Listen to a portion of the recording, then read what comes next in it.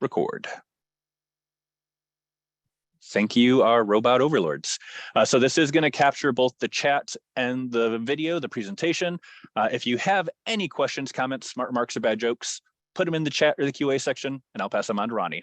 And that being said, I'm going to turn off my video. I'm going to shut up and let Ronnie take over. All righty. Well, thank you all for all joining. As Ted mentioned, he contacted me about smart irrigation communication, I think from the landscape perspective. And I think there's some things out there that you maybe as the municipality that sees these things, and maybe you scratch your head, maybe you're banging your head up against the wall even because you're not getting the information passed through and down to the level of the technician who's programming the controller. And so I think the biggest thing, as in y'all's position and in mine as the business owner, is they need proper education. Simply Horticulture is a little bit different of a company. We are a scientific-based landscape and tree care business.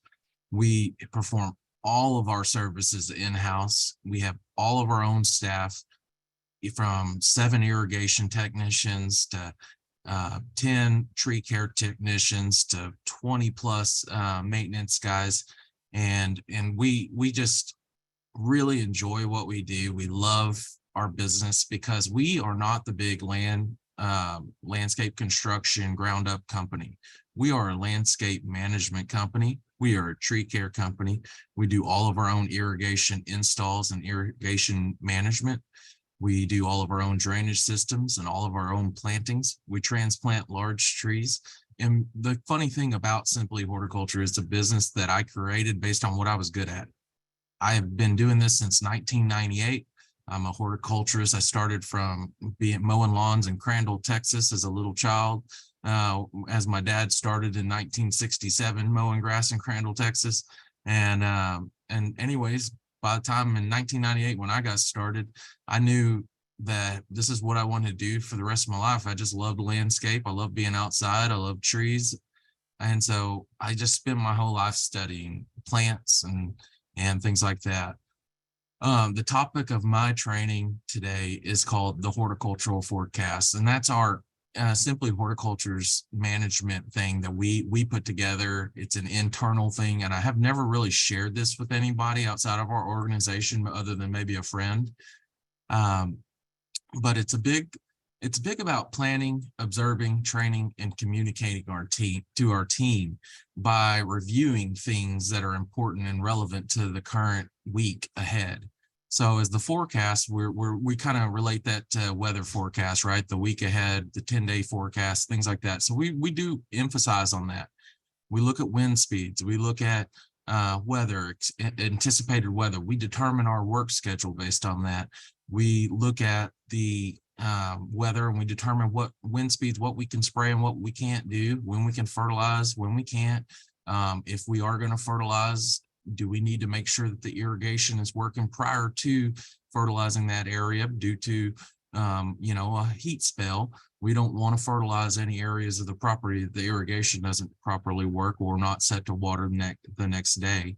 So that's the kind of things that the horticultural forecast prevents us from doing wrong, and it keeps us on our toes and focused on a broader level of what we have to do on a daily basis. So we take our business, we look outwardly, think about all of the things that could be challenges, and then we address them on the horticultural forecast. So I'll kind of talk a little bit about myself, I guess. My background is I'm the owner and president of Simply Horticulture LLC in Prosper, Texas. I'm the vice president of the International Society of Arboriculture, the Texas chapter.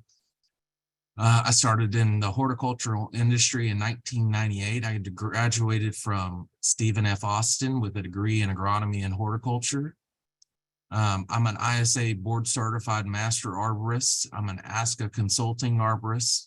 I'm Texas Oak Wilt qualified, tree risk assessment qualified, TDA commercial pesticide applicator, licensed irrigator, certified landscape irrigation auditor, wildfire risk reduction qualified, and quite a few other things, I'm sure. OSHA, I've got every certification that I can just about get. If you see something about my company in this photo that I've attached, I've got Alberto, who's one of my irrigation managers, and he's one of the best irrigators I know. But when it came to programming irrigation systems, he would be like a lot of other individuals and program the way he was taught by maybe someone else, or maybe how he thought it should be watering.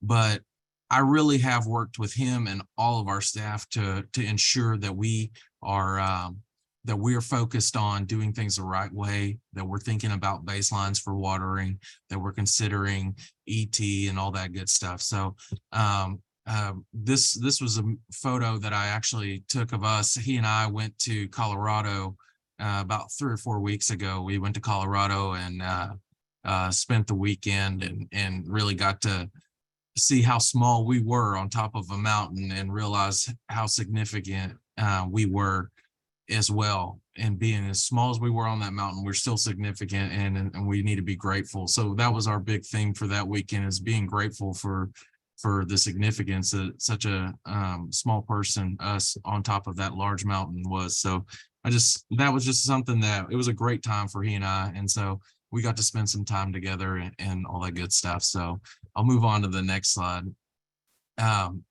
Here's a picture of our team. We've got about, not everybody's in that photograph. A couple people were out or whatever, but we have about 38 guys on our team.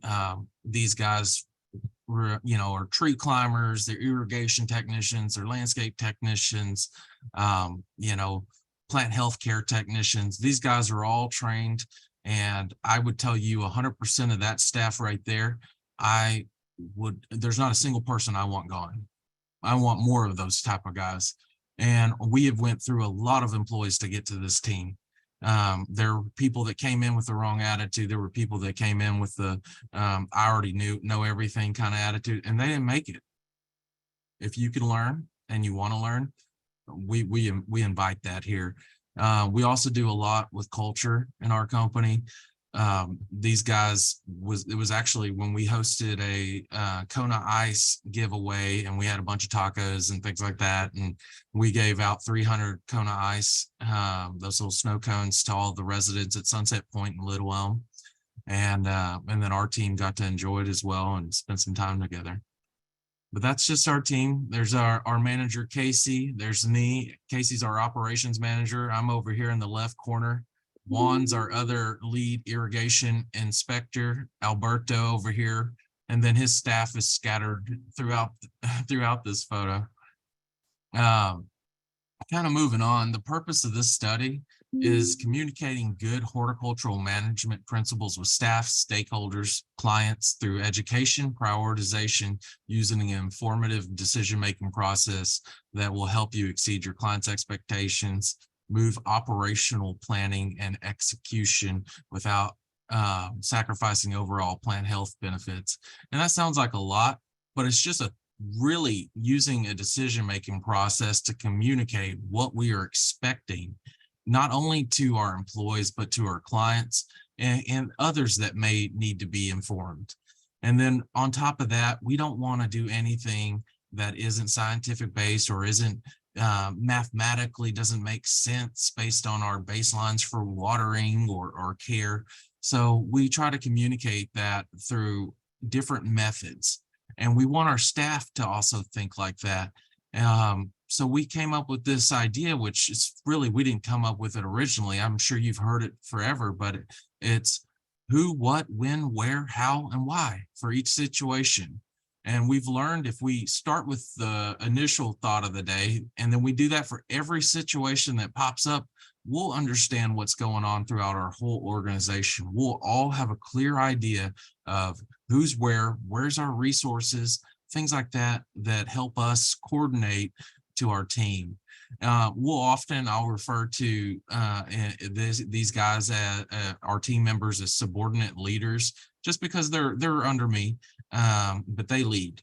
and often they lead up that chain of command to me by giving me good intel and information that I need to,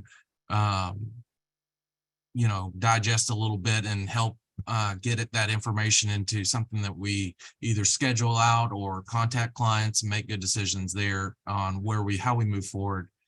But we've learned that by applying this method, that our team can really help us be a good management team for our staff, because if they know that something needs to be done that they didn't finish the day before, but failed to let us know or inform us on anything, we'll often schedule them for something and they haven't quite finished the last thing. So that's why this decision-making process and this planning is so important to our business.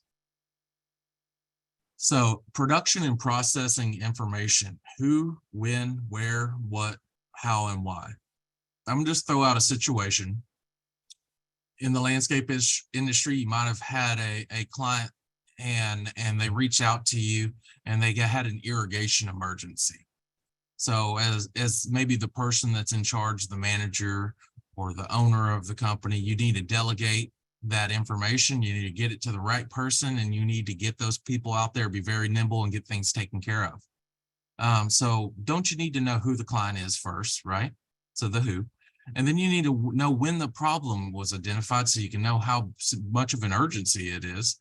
And then you need to know where the problem is. So if a client says, Ronnie, I got a leak on a property with 34 controllers on it. Okay, what's the closest location that you found that? Oh, it's over there at La Mesa Trail and Trails Parkway. Okay, very good. When did you find out about that? And they'll say, oh yeah, it just happened like an hour ago. Okay, we probably got a lot of water going. I'll get somebody out there right away. But right now I know that the Trails of West Frisco has a problem. It's been about an hour and there's water running down La Mesa Trail and Trails Parkway.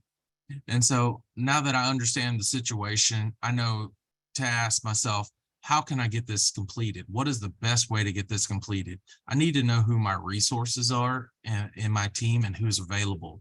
So as someone that's taking client requests, I need to be aware of everything that's going on in my company so that I can dispatch the correct person and be able to move efficiently.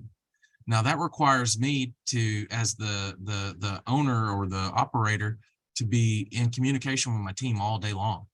I have conversations with my crews. I ask them every day, how long will this take you to do? When they say, hey, I've got a seeping valve over at Greyhawk and I need to get that repair done and then I'll be done. Okay, what time do you plan on being done? I think I can finish by about 10:30. Okay, at 10:30, I call them. And because I call them at 10:30, I now know that it's going to take another 15 to 30 minutes for them to finish that. So do I take them off of a job that they have 15 to 30 minutes to finish? Or do I move down my list of resources for my irrigation team and then dispatch somebody else? That's how you have to think. You have to think through, not just shoot and send. You have to know your resources. You have to communicate with them. You have to be in touch. And then you need to send the correct people to go do that, because it's so important that you don't leave anything halfway done. You need to completely make sure that you're comfortable with how you left something. So it's necessary for you to be able to explain to your subordinate leaders who the client is, when it was identified, and what the problem is, whether it was a stuck valve, non-responsive, mainline leak, lateral line leak, or a broken head.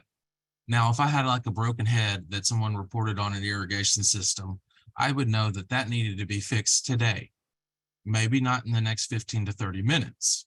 If I had a mainline leak that was running constant water down the street, I know I need to dispatch somebody immediately to go shut that water down.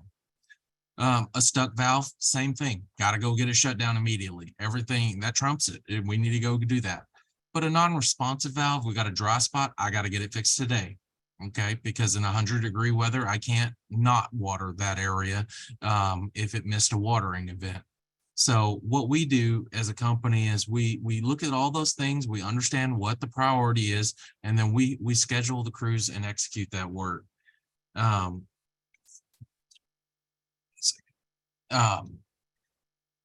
So as the leader of the company or the leader of any organization, you must be knowledgeable, confident, and humble.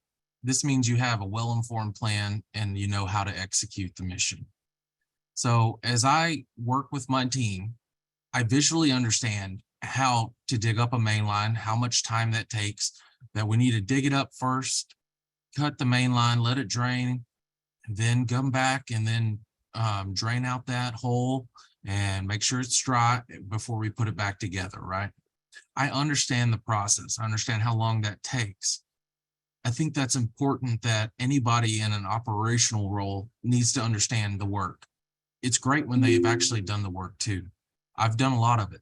I've done a lot of irrigation. I've done a lot of landscape management. I've done a lot of tree climbing and pruning and removals. I've done this stuff since 1998. I didn't get out of the field and stop working as a field technician until about 2009, 2010. That range is when I kind of started transitioning more into management. When I started my first tree business for another company, a major company in Dallas, I spent the first 11 weeks climbing and pruning and dragging brush with the tree crews when I started that tree division.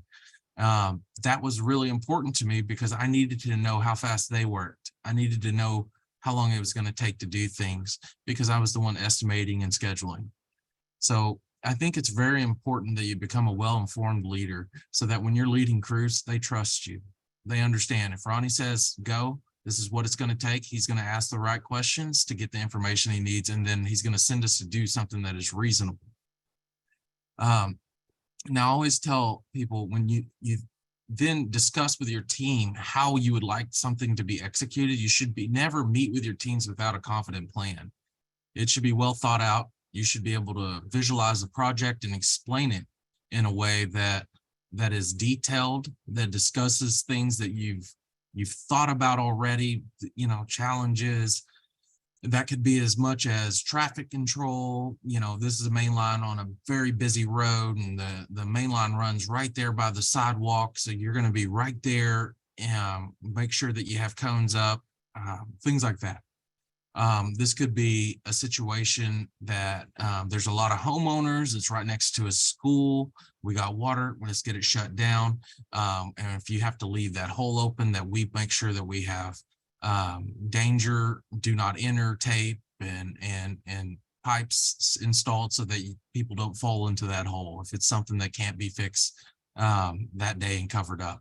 So there's things like that you have to consider. And so we have to visualize that plan and communicate all of those things, all the hazards, all of the things that are related to production. As you deliver your briefing with your team, you should always be open to recommendations, suggestions, and alternative plans. A good leader is confident and humble. A humble leader is open to suggestions from their team. He or she listens to their subordinate leaders' suggestions, but they have the final call. And that's important because you know the why. You know the why you're sending them out to do it that way. Sometimes when they make suggestions, it just brightens. You're like, wow, that's actually a great idea. And then there's sometimes when my guys make suggestions, I'll be like, that's not going to work. And the reason why it's not going to work is because I've already talked with this client and they're expecting us to do this. Whatever the case is, there has to be a why that if you have to tell somebody, I like your idea, but that's not going to work this time, you have to know why. And so, and when you know why, you then have to communicate that to them because you don't want to discourage them not to speak up, not to give good ideas. You need your team to be engaged, and that's through them knowing the why behind everything we're doing. And sometimes it doesn't, some of their suggestions might just not meet up with your mission, your mission statement as a company.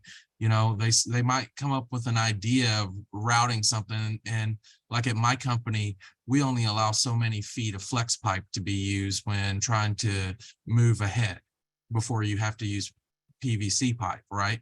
And the reason why we do that, if somebody said, well, I could just run flex pipe all the way down there for 30 foot, I'd be like, okay, well, that just doesn't meet how we do irrigation around here. So now let's run PVC and then we'll run headers to all these, maybe if we're doing like a bubbler zone for a bunch of trees. So anyways, just some food for thought. People need to know the why. And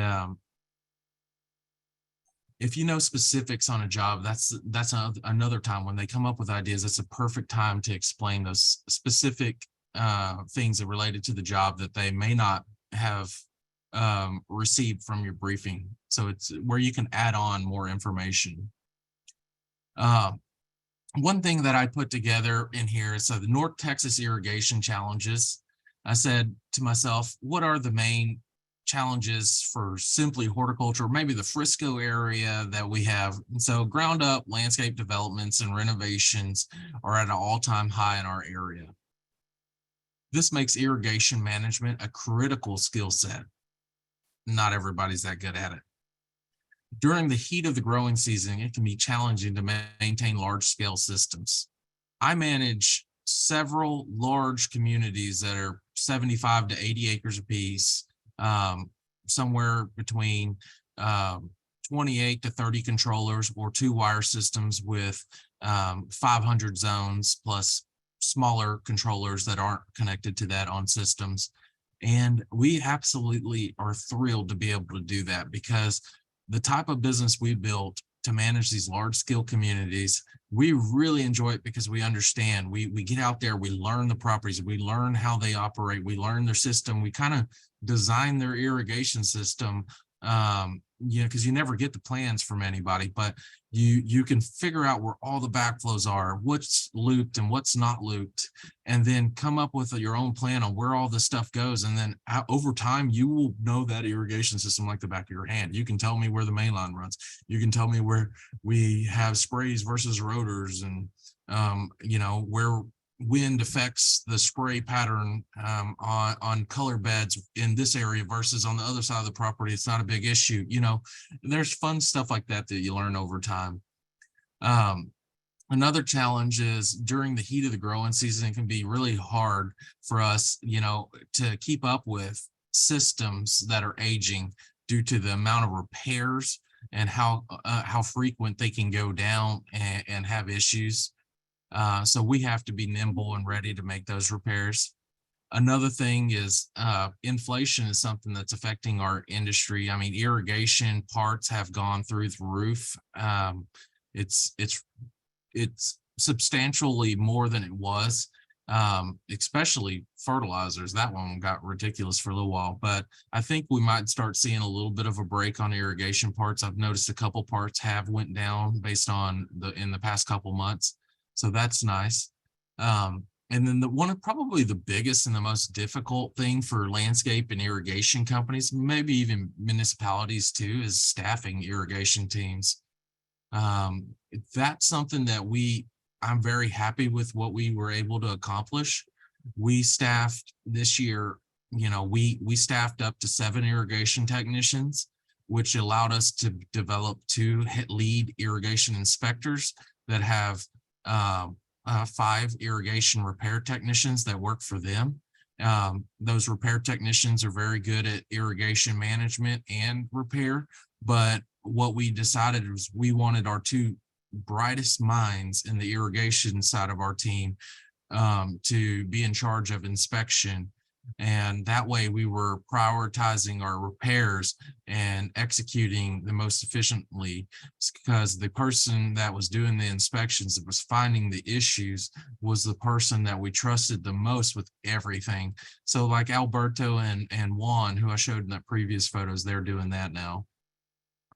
And so a lot of that is teaching those guys how to establish plant material, how to water landscapes that have established plant material, but maybe new sod.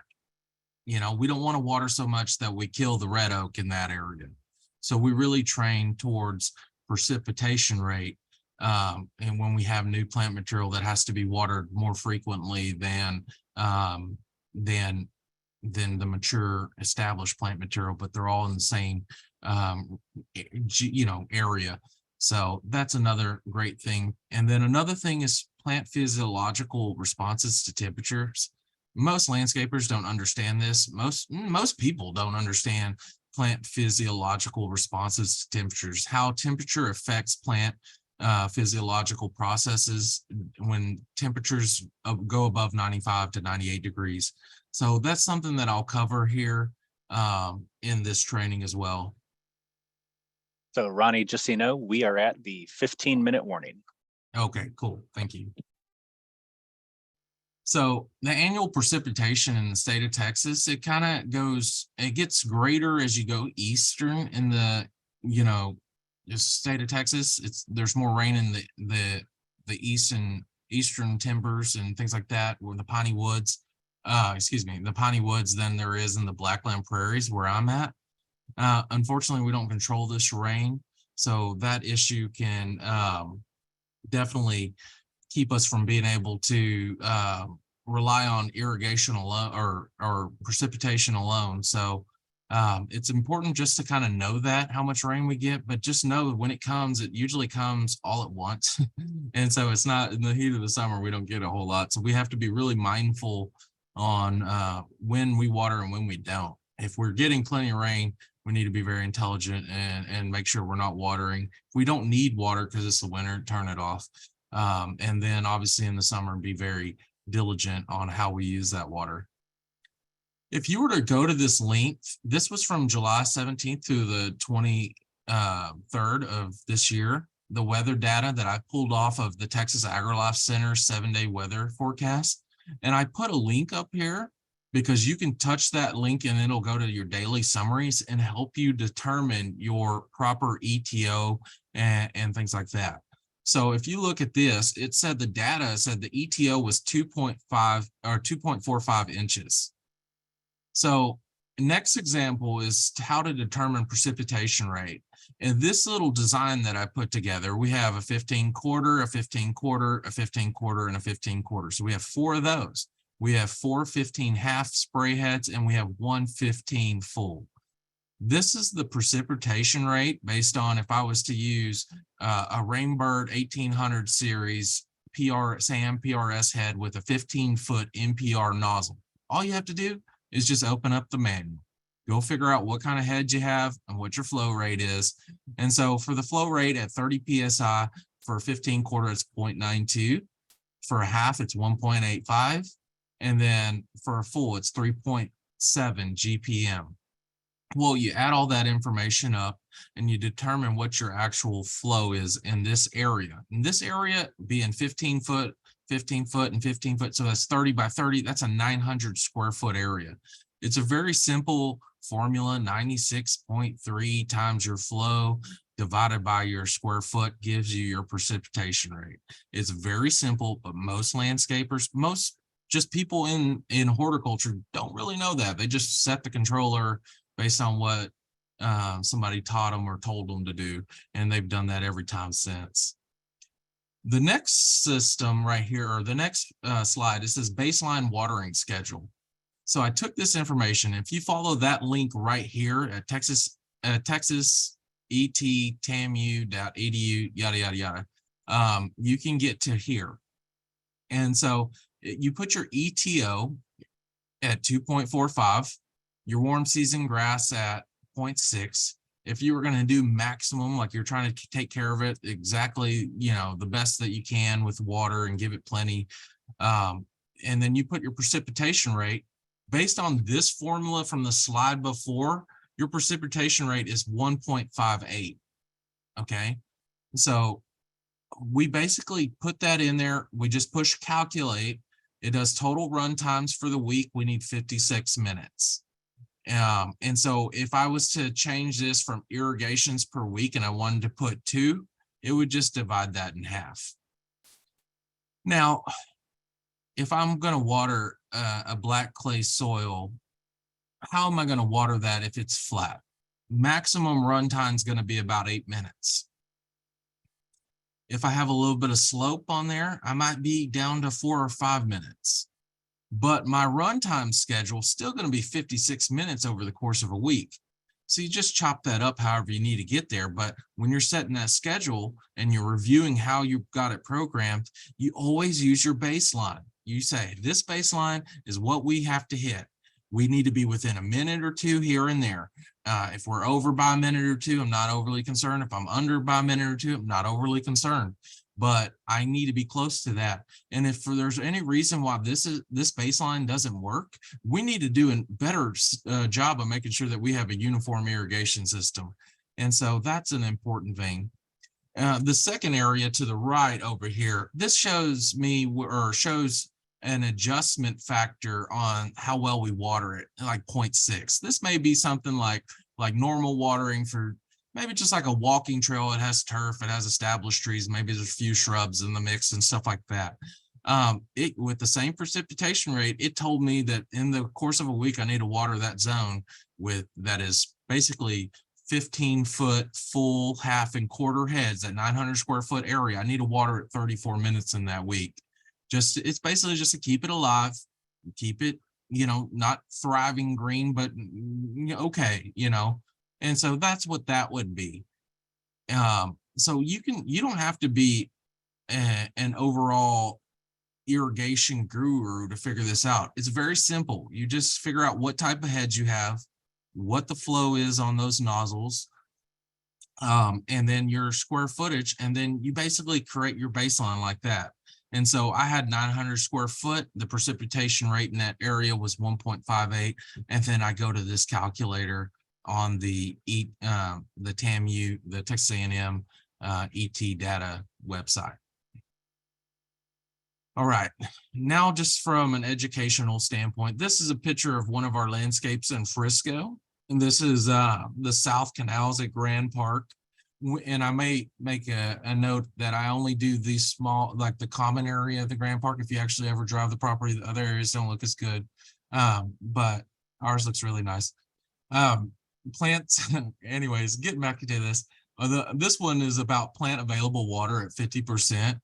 When we don't want to deplete our irrigation. We don't want to allow our landscape to get completely dry before we water. And the reason why is because when you get to much lower, you get into that 12% depletion, your plants go into a very, very scary thing called permanent wilting point. So we really are careful with that.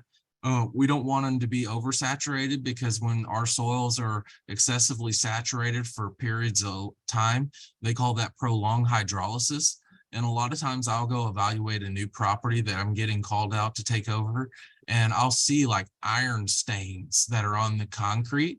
And I obviously know that there's going to be some soil remediation that's going to need to be taking place in certain areas. There's going to be a big emphasis on irrigation management, cycle and soak, so that we're not over flooding a certain area. I mean, how often have you gone to a property that got drip and is set at 60 minutes? It's just ridiculous, but that's what we're up against. So you need to know how to properly determine what the precipitation rate is for drip.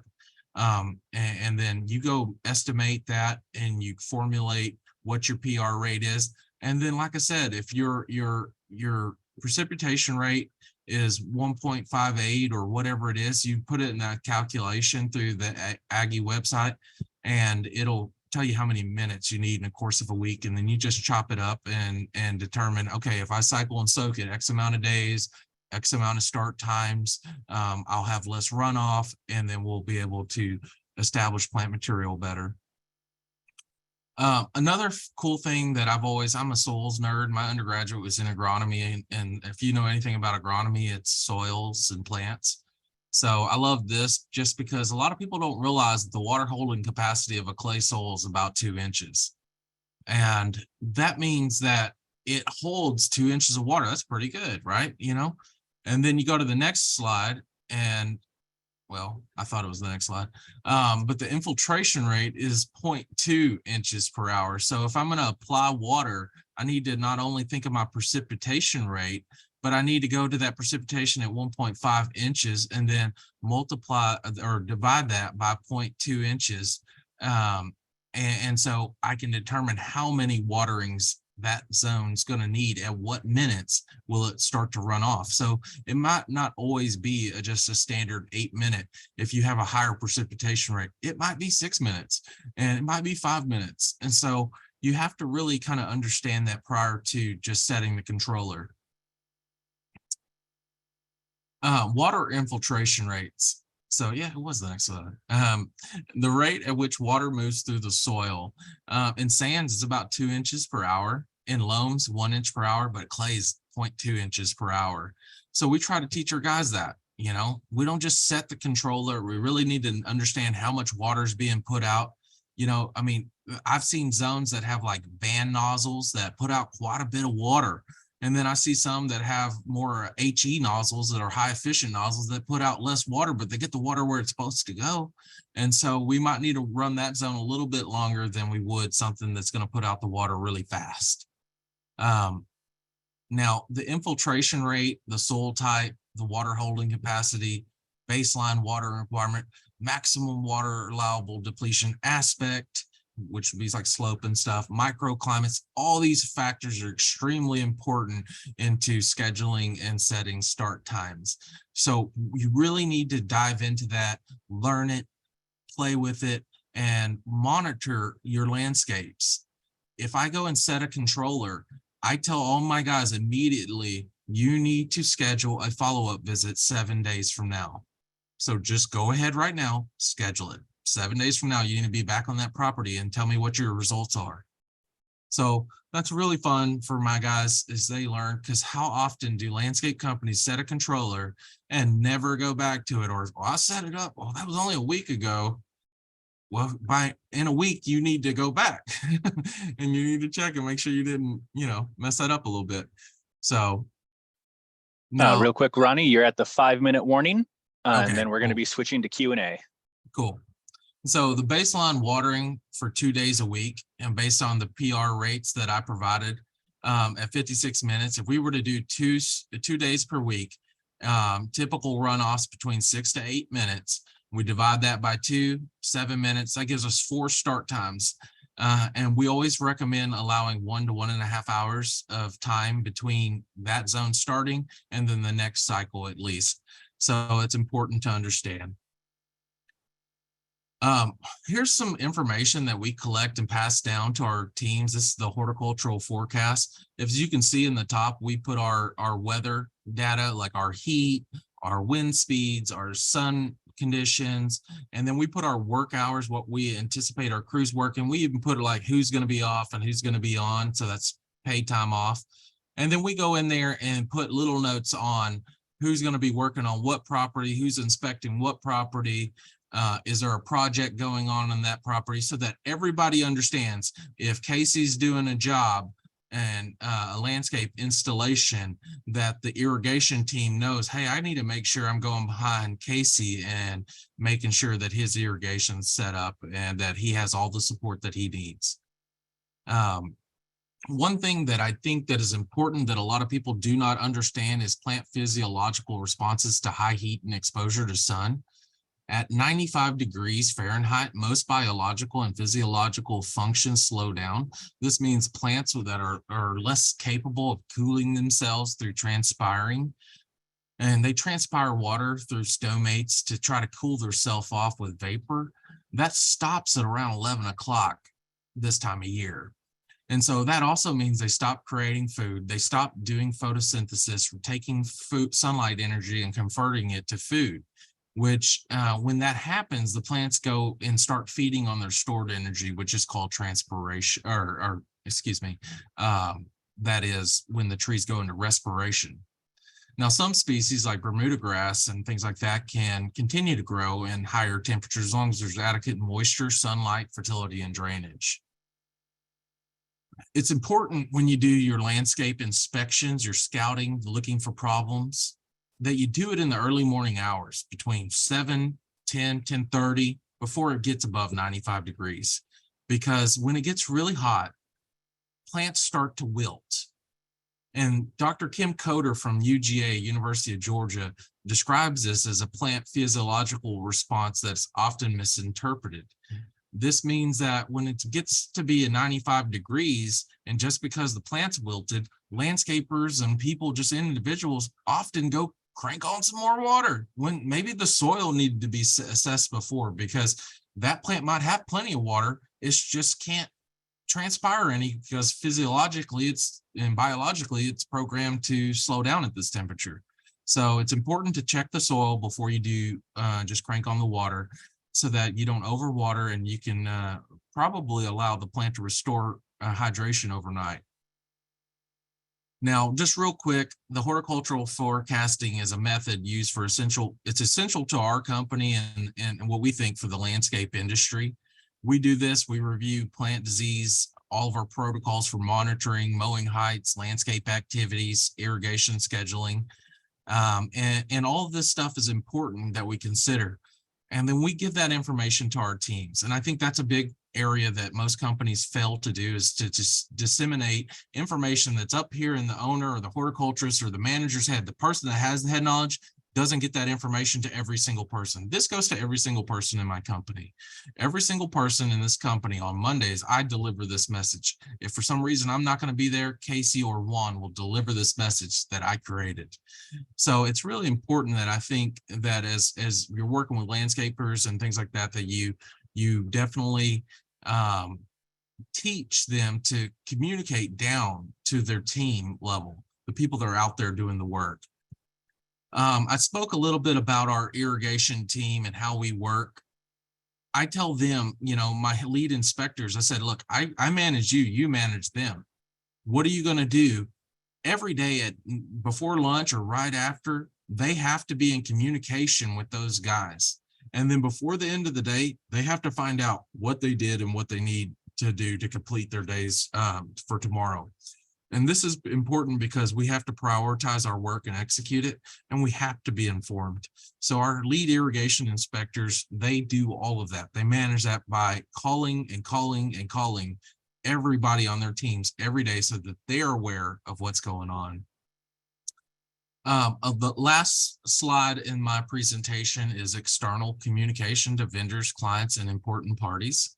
We think it's extremely important that the systems must be in place for you to communicate, and then you monitor communication. We use a platform called Single Ops. It's a client relationship management software, and it allows us to schedule and send email notifications, text message notifications, things like that, that based on the client's preference. Allows us to, when the crew level, maybe our plant healthcare technician completed a treatment, he can send an email to the client just letting you know I completed the system. It's all pre-written, or the treatment, and it's all pre-written, very easy to 2 clicks and they're on their way. It's important also that we communicate and we let our clients know about our subcontractors and partnering companies that will be working on their properties that we've coordinated. Smart controllers, real quickly, my company, we've used a lot of them. There's a lot of different brands out there. We've used a lot of them. I am really excited about what we as a company are doing with Rainbird and Rainbird IQ, that platform. We have converted several of our properties over to IQ4, and we have them on cell cards, so we're able to manage their irrigation from iPads and from our desktops and things like that. And it's helped us extremely when our technicians are out there. They're calling, hey, Ronnie, can you turn on zone 45? Yep. All right. That wasn't it. Can you turn on zone 46? Yep. There we go. That was it. Thank you. All right. We have irrigation maps. It's extremely important. There's so much technology in IQ. We're going to be eventually have all of our properties mapped to where the GIS location of the valve is. That will be mapped on our systems using Rainbird IQ. It has that technology, and that's really cool. It's not only more reliable than some of the other ones, its competitors. It's to me, the customer service from Rainbird's been fantastic. Whether you love Rainbird or not, I typically lean that direction because of how well things are going. And I've used the other ones. So And another thing that we think is important is that we reallocate our resources.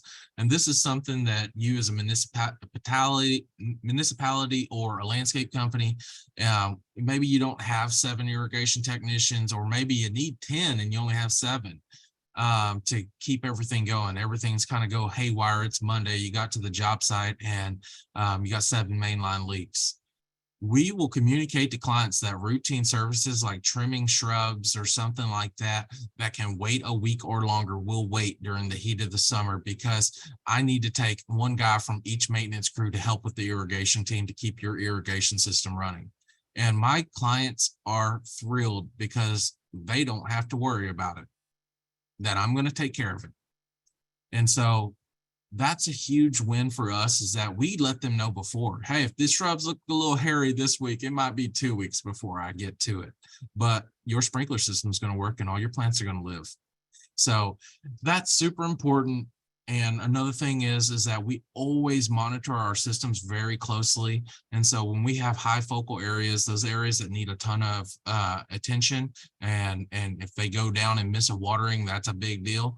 We test our irrigation systems throughout the week to make sure that we catch those down valves prior to, because if we miss a watering on Thursday and don't catch it until Monday of the following week, get it fixed on Tuesday, and it doesn't water till Thursday, that could be 7 days without water, really 10 days, because the last time it watered maybe it may have been Monday. And so we think that it's extremely important to inspect your high focal areas and inspect them closely and often. I just want to thank everybody for coming. If you have any questions or attending this, if you have any questions, I've attached my email to this slideshow. You can feel free to email me any questions, or if you have any questions about just plants in general. I'm more than just irrigation. I'm a horticulturist and an arborist, so that's my main specialties. So, All righty. Thank you, Ronnie. Now that you guys have all kind of got an idea of like, this is the training that someone on the landscaping crew or team goes through. This is how more landscaping companies should be doing it. What sort of questions do you guys have for Ronnie? We still have about another, looks like 10 minutes before officially the lunch and learn's done. So you can either put your questions in the chat, or if you use the reactions button down at the bottom of the screen to raise your hand, I will unmute you and give you a chance to ask your question vocally. All right, Kathy, here we go. Kathy Fonville. Oh. Okay, Ronnie, great presentation. I'm kind of curious, a couple of questions. First, primarily, what areas do you work in? I mean, you mentioned Frisco, but kind of want to know if are you pretty much up in the north part of the region? And then, it's amazing, your company does so many things, which is hard to manage all that. But I was just wondering, because you do a lot of landscaping, do you have a source, for turf grass? And then also, do you work with a specific nursery, or do you, use several nurseries for all your plant materials? So my service area is from Highland Park to Frisco. I also do a lot of tree planting and turf installations and tree cares at TCU. So I'm the arborist for Highland Park, University Park, Frisco. I'm the arborist for Rowlett, tons of big HOAs like Craig Ranch and things like that. So I'm kind of spread out when it comes to the tree care and the landscape installation and plant healthcare treatments. My landscape management team is primarily north of the Sam Rayburn Tollway. We do have one property called Lane Park in Dallas, but we keep the landscape management somewhat in a small proximity, just due to the efficiencies that we've driven, and it helps with profit as a business, is that you're not driving too much. Tree care and landscape installs work with a little bit better margin, a little bit, so you can go a little bit further for that. So we do travel a little bit. You asked about nurseries and turf and things like that. We do have preferred providers for turf.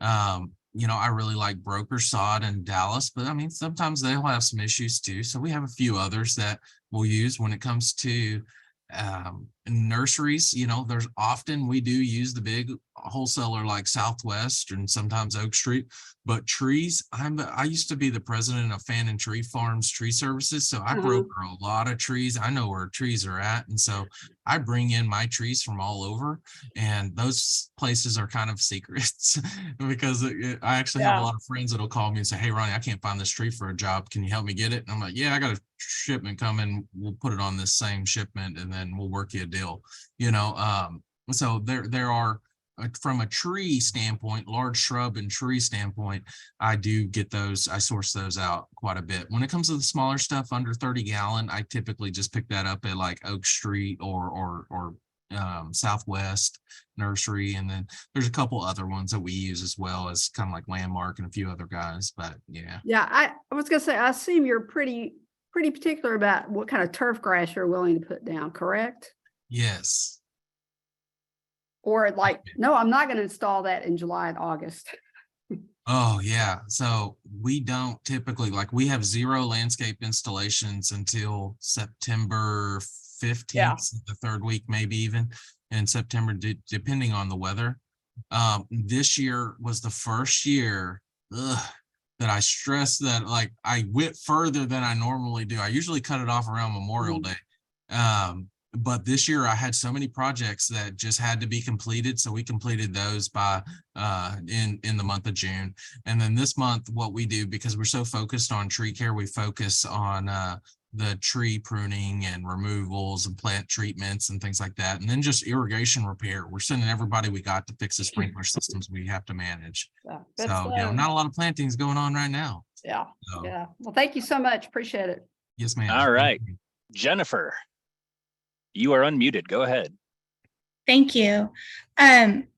Well, yes, thank you for the presentation, by the way. This is just amazing. And I love that you tied in all the things with really good project management strategies. So thank you for that. I wanted to ask you and how you manage the installation of turf grass and landscaping in divisions, and you schedule that around the heat of our seasons to also coordinate with city codes that have requirements for landscape installation before occupancy. So a lot of times you can pull, like in the city of Frisco, you can pull a water variance. So if I'm going to go one time, I'll just throw out for instance, not just turf grass, but one time I planted 440 flats of flowers on a property in Frisco in 2011, and all of the crop failed. And I was able to prove to Ball Horticulture it was their plant. These lucky lantanas weren't so lucky. And I pulled it out because I used information based on plant genetics. And I showed them that I found 13 lantanas sporadically in certain beds that grew perfectly fine, because if you were to study plant genetics, about 1 out of every 400 seeds is going to not be the variety you think it is. It's going to be maybe where, just a regular lantana in that situation. Was able to prove that to Ball Horticulture, and then they sent me money to buy 440 flats of flowers. Well, that crop failed, and so I had to replace it, right? And because I replaced it with plants in the middle of August of 2011. And if you remember 2011, that was the hottest and driest time. It was the worst time to install flowers. I had to do it though, because this property planted, they bought 440 flats of flowers. Ball Horticulture gave me the flowers to replace it with different species. We were able to establish it, but I went to the city of Frisco, pulled a water variance, and then I not only hand watered this stuff, I had to go out there and do stuff like that to keep it alive. I watered it for 30 days to get it established, and it looked great. It really did. It came out, it was a huge success story for our team at that time. And that's just something that we had to do. But a lot of stuff, when we go in there and do installations with water restrictions and things like that, that are a challenge, we just have to think outside the box. We have to say, okay, if we're going to do this, we got to water it. Let's pull the variance. Let's hand water. How are we going to keep this alive? And so that's just, you just have to think about what all your resources are in your company and what you can do, and then what's out there beyond that that can be a resource or variance that allows you to water outside of that tight window. All right. Next one we have is from Pamela Daniel at McKinney. Pamela is wondering, in your opinion, a good number of people here are from different municipalities. They're from different cities across the state. How can they encourage their local irrigation companies to begin implementing cycle and soak when they're installing and programming new systems? So if you were the owner of one of these companies not currently doing cycle and soak, how should one of us approach you? What best contact methods to encourage this?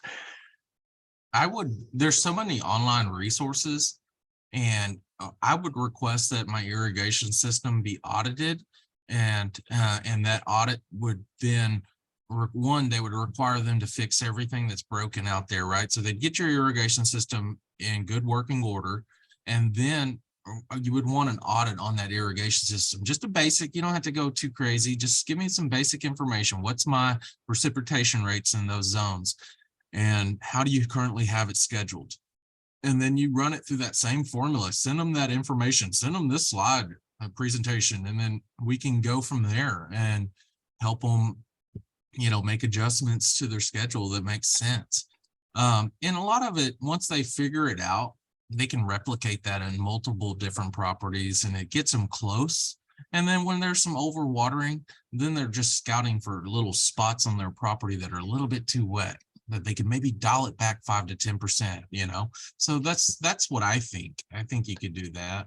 And what about these municipalities that they don't have the budget for a irrigation auditing staff? Like Frisco has their staff, but smaller cities, I think we have someone here from Farmersville, a couple of people here from Rockwall. These municipalities that they don't have someone to go out and audit those systems to then take that information to the companies. What techniques should they use? I think monitoring a property is kind of easy, though.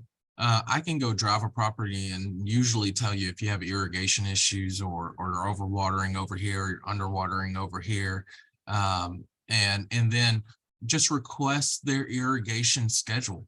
Say, I'd like a copy of your irrigation schedule, and then give them some guidance. Sometimes it's like, hey, look, I'm not, and you let them know on the front end, I'm not looking to get you in trouble. I'm looking to get this thing fixed. And so I want to help you get this scheduled where we can help you with the programming of that based on what our end goal is: cycle, soak, and get the correct amount of water down. If you have a precipitation of 1.58 inches a week, and all you need is 1.5 to 2 inches of water a week, you don't need to be setting your controller to run 3 inches of water a week. So that's an important thing, is that they understand their PR rates and things like that. So you just first start off with their requesting that schedule. Second, you ask them, well, how much water is being applied to the landscape in inches per week? And then you go as far as, well, what is your ETO requirement? What do you need? What does it say based on this? And then that information from Texas A&M and that formula you can run will tell them exactly how far off they are.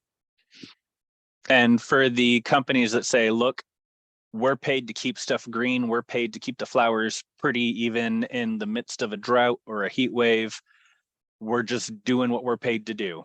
How should people respond to that? How should we react to that? Well, in my situation, what I would do is go in and say, well, share me your information. And then, all the runtime data and all that. And then you show them, sometimes they might be 200, 300% over watering to keep that plant alive. You educate them and say, look, guys, you're over watering by 200 to 300% based on precipitation rate, not any other data. You got to have raw information that's really important to this landscape. And so, and tell them you can establish this brand new landscape by watering it, cycle and soak, doing this X amount of days, and as long as you receive 1.5 to 2 inches of water a week, right? And so when you do that and you teach your teams that, like I'm able to do that, I teach my teams that, and they're establishing landscapes in the heat of the summer using ET data. So they just have to learn. And if they don't like it, then you do what you got to do. If you're the municipality and you can stop it, you have to get more enforcement in line, then you got to do what you got to do. They'll find a way. They'll have people out there hand watering then afterwards, if that's the case. But, you know, I understand that not, you know, what do we do when they don't listen? I think enforcement's all you can do at that point. All right. And Ronnie, you've been hitting on the evapotranspiration rate, the ET, pretty hard. And you had mentioned the Texas ET and the water, and I had thrown in water my yard. I'm going to steal the screen share away from you real fast. And Sure. everyone that's still with us, thank you for being here. It is appreciated. I'll switch my camera on so you can see me. Hey, I do appreciate you being with us for this talk. We understand if you need to duck out, please duck out. We won't hold it against you. This little portion that I'm just going to show real fast actually wasn't planned, but it kind of going off what he had said, I thought I'd share this with you. So let's bring this up, pop open this, and share. All right. So in the chat, I have put a couple of links. I'll share them again for everyone to see. Here we go. All right. So the first one is the Texas ET website that Ronnie had mentioned earlier.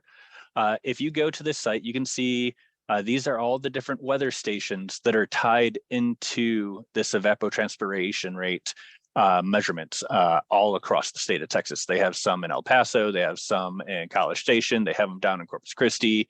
They're all over the place. And so what you can go do is you can go in here. We can either zoom in on the map and click on this one. So this is Fabens. Let's go down and find Fabens on the list. I told you, you don't want me singing. All right, here's Metroplex, Dallas, Kaufman, West Texas, Fabens. All right. So we now have all of the recordings for the last few days. We have the evapotranspiration rate, we have the max temperature they had, the minimum temperature, and the solar radiation, all of that, rainfall. We can take all this information. And then what I personally do, if you're not super knowledgeable about the Water My Yard program, it's a thing that is built off of this evapotranspiration network that Texas A&M AgriLife has put together. So if you click on the network, again, that's the home site. And then if you just go to watermyyard.org, so it's watermyyard.org. I'm sure a good number of you have probably heard about this already, but what they do is they take the information from all these weather stations and they plug it into a very easy to use app that anyone can use. Landscapers, irrigators, private residents. You click this big old blue get started button here, and let me make sure that it's actually sharing this screen. Good. You enter where you're from. So let's say I'm from College Station in Texas, and they say, hey, look, this is the information that we've gotten from the weather station there just recently. We recommend that you only water one time for a grand total of 53 minutes all the way around for all the zones. And then what I could do is I could personalize this, and I don't know if I can do it right now. Here we go. So I have a rotor that just kind of goes around in one big spray, or I have a fan sprinkler that's attached to the end of a hose. Let's actually see what it says. Oh, okay, cool. How far out am I putting these? Any, doesn't really matter for this. And let's see what we got. Okay, well, it looks like you're still going to be doing what it says, the 45 or half an inch. But it's a cool thing of you can make an account, you tell it exactly how many zones you have, what sort of sprinklers are in each zone, and what sort of plants you have. It'll ask you, do you have St. Augustine? Do you have Bermuda grass?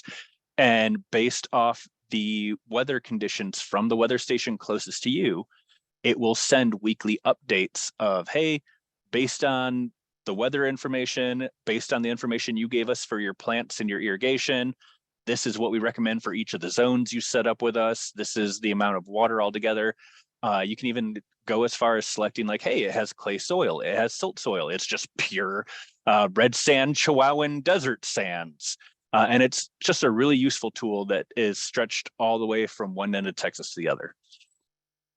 Okay, we're now 10 minutes over. Anyone else have any questions, comments, or smart remarks? Bad jokes? Bueller? All righty. Well, in that case, I'm going to go ahead and draw us to a close. I'm going to stop sharing now. Thank you guys. Thank you all for jumping in. I'm going to be sending out an email. It's going to be coming from Eventbrite, so keep an eye open for that. Just asking your opinions, your comments, surveys. It'll have those links that were there in the chat. And I really appreciate y'all being here and taking the time. And Ronnie, thank you for your presentation. Oh, my pleasure. Thanks for having me. All right. Thank you all. Have a good rest of your day and see you next time. All righty. Thank you. Bye. Bye. Thank you, Ronnie. And Ted, I love the Bueller. Thank you. Hey, if we were in a live room, I would laugh the loudest. So thank you.